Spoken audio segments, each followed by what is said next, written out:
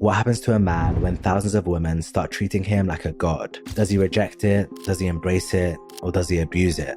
Most people know Jared Leto, the actor, a talented performer whose obsessive nature sometimes makes him take things too far. Others know Jared Leto, the musician, a charismatic frontman whose larger-than-life persona blurs the lines between art and self-glorification. But a small group of his most loyal fans know Leto as something else, a leader. They call themselves the Echelon. They gather on private islands, dress in all white, and treat his performances almost like religious experiences. And they insist with proud smiles that outsiders just wouldn't understand. When you're on top of the world, the rules start to feel different. The boundaries that govern normal behavior can begin to blur. Jared Leto has always pushed the envelope with his acting. For Dallas Buyers Club, he starved himself to lose 30 pounds and refused to break character as a trans woman for weeks, insisting crew members treat him as female even when the cameras weren't rolling. For Chapter 27, he gained 67 pounds to play John Lennon's killer, developing gout so severe he needed a wheelchair to move around the set.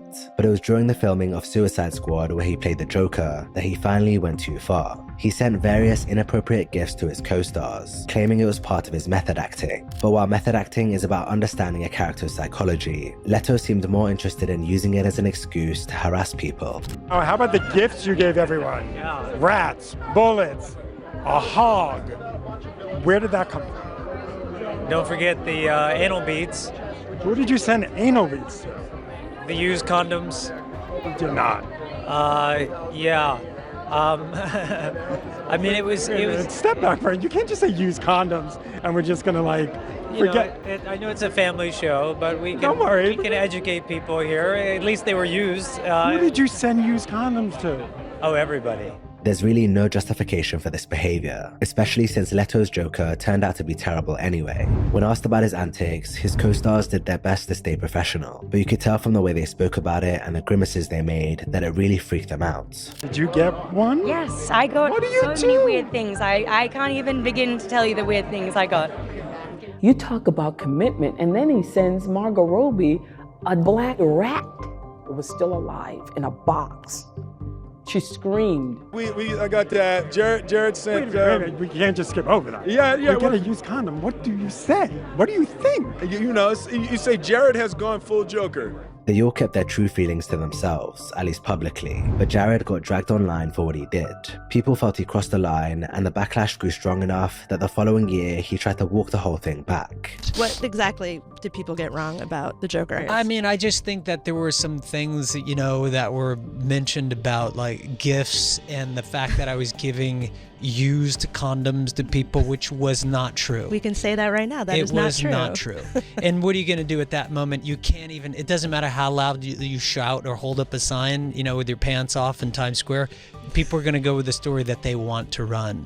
This didn't make much sense because he was talking like he didn't admit these things himself. He later tried downplaying it all as harmless gift giving between the cast, but then quickly went back on the defensive. And to see it kind of taken and manipulated, taken out of context, and to be made this really horrid thing, and then to have people speak about it like it was offensive when it was anything but. Look, you work the way you work, I'll work the way I work.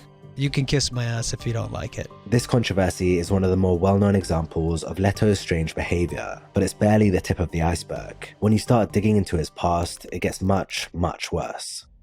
In 1994, a then unknown Jared Leto landed his breakout role as Jordan Catalano in My So-Called Life. With his brooding looks and natural charisma, he quickly established himself as a Hollywood heartthrob. Roles in cult classics like Fight Club, American Psycho, and Requiem for a Dream followed, proving he had the acting chops to match his leading man appeal. But acting wasn't enough. In 1998, in parallel with his successful run in Hollywood, Leto and his brother Shannon formed a band called 30 Seconds to Mars. What could have been dismissed as another actor's vanity project would instead become something far more significant and concerning. The band found a lot of success in the alternative rock scene. Their mix of epic rock anthems and relatable themes about struggle, love, and faith struck a chord with audiences. When The Kill hit radio stations in the mid-2000s, it cemented 30 Seconds to Mars' place in the alternative music world. The music video, which features an eerie and passionate performance from Leto, racked up millions of views. 2 of their earlier albums went platinum, and the band's ambitions grew. Their live shows became legendary for their intensity, and the group toured endlessly, so much that they earned a Guinness World Record for the most live shows during a single album cycle. While other actors' bands came and went, Leto's kept going from strength to strength.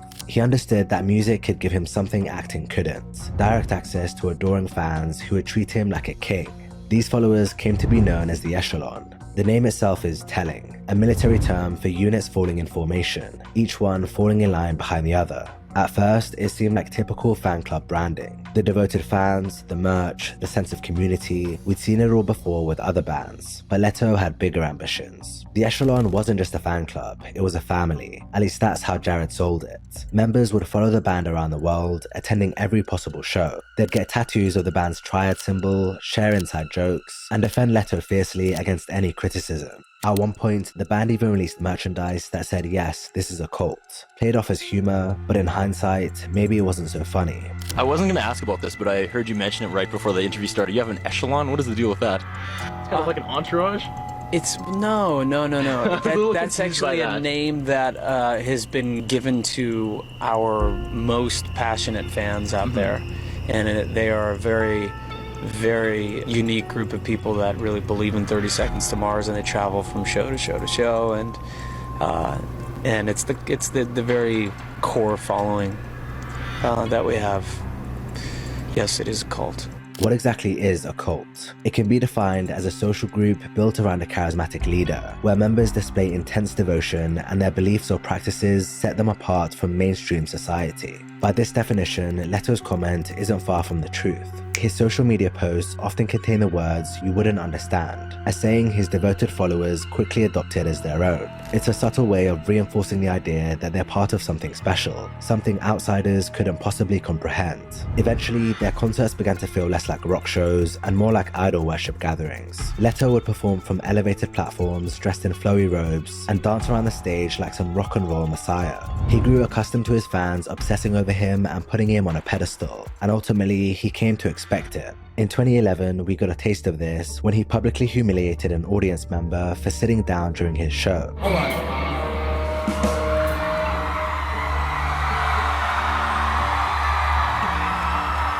Hold on. Hey, buddy. Hey, yo, you, with your fingers in your chin beard, what are you sitting on your fucking ass for? Huh? This is the 30 Seconds to Mars show, okay? If you can't stand up, you better be up off your fucking ass right now, you hear me? Does he understand what I'm saying to him right now? No, don't look behind you, I'm looking at you. Yes, you. Yes, you. Oh, thank you very much. This leads us on to Camp Mars. In 2015, Leto created an experience that would bring him closer to his fans than ever before. Away from regular concerts and conventional meet and greets, he established something far more personal, a Malibu retreat where he could spend days undisturbed with his most devoted followers. Who has something like this? Who does a camp like this? No one else does. It's a really beautiful gift to be able to do something that's so unique. Packages ranged from basic tent camping to VIP experiences, each promising different levels of access to Leto himself. Outdoor activities, acoustic performances, and group meditations filled the schedule. What started as a one-off event quickly became an annual tradition, but for Leto, that wasn't enough. In 2019, he took things further with Mars Island, a 3-day retreat on a private Croatian island. But we're excited about it. Looking forward to taking a dip in the sea, water sports, beautiful sunsets. I've been known to like a good sunset. The basic package started at $1,700 and went up to $7,200 for the VIP option. But if you wanted the full experience, dubbed the Phoenix package, you were required to pay an undisclosed amount. Reportedly, these VIP experiences included alone time with Leto as one of the main perks. Fans were encouraged to prove their dedication through purchasing, whether it was special merchandise, an extra night stay, or symbolic tattoos. This business model bears striking similarities to other controversial organizations like NXIVM or Scientology, where devotion and dollars are inextricably linked. Mornings on Mars Island were filled with yoga, water sports, and other group activities, but it was the afternoons and evenings that painted a much more sinister picture. Attendees, mostly young women, would dress in all white for what looked almost like ceremonial gatherings. Everybody find a spot to lay down on the ground.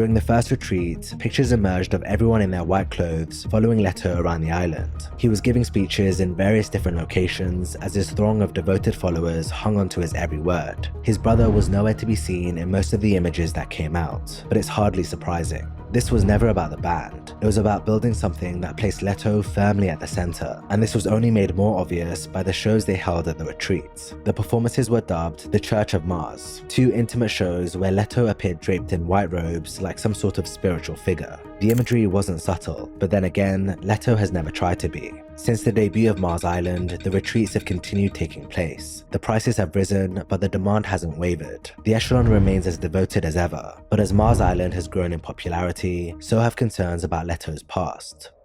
In interviews throughout his career, we've seen Leto's desire for power and control play out, especially with female journalists. What's presented as charm and charisma often crosses into something more unsettling. Leto has developed a signature approach. He brings interviewers uncomfortably close, makes inappropriate comments about their appearance, and creates situations where they're forced to play along with his advances. You're quite beautiful, by the way. Thank you. I just tell the truth. Smaller. I just noticed how perfect your hair was. It's so perfect. Do you do it yourself or does someone else do it? I do it myself. Do you? Thank you very much. I meant more in the sense of like, photography or what. Joking. We're joking. Okay. Can I squeeze your mic?